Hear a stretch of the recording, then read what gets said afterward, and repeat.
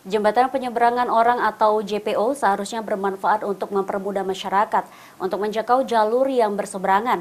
Namun di Martapura Oku Timur, JPO justru kurang dimanfaatkan sehingga JPO yang dibangun dengan nilai miliaran rupiah tersebut menjadi kesan yang tidak bermanfaat. Seharusnya jembatan penyeberangan orang atau JPO bermanfaat untuk masyarakat dalam menjangkau jalur yang berseberangan. Namun di Muratara Oku Timur, JPO yang dibangun dengan anggaran miliaran rupiah pada tahun 2020 justru dipertanyakan sebagian warga.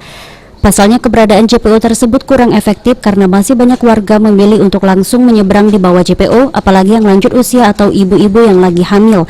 Mana, Pak? Ibu-ibu yang perlu nyebrang masih nyebrang juga.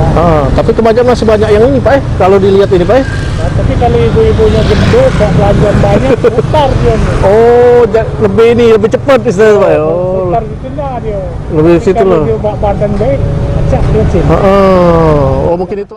Dari pantauan Val TV, warga lebih memilih untuk langsung menyeberang di bawah JPO. Hanya beberapa warga saja yang menyeberang melalui JPO tersebut. Lebih parahnya lagi, pagar pembatas besi jalan yang sebelumnya ditutup bisa dilalui orang yang menyeberang. Aji, Val TV.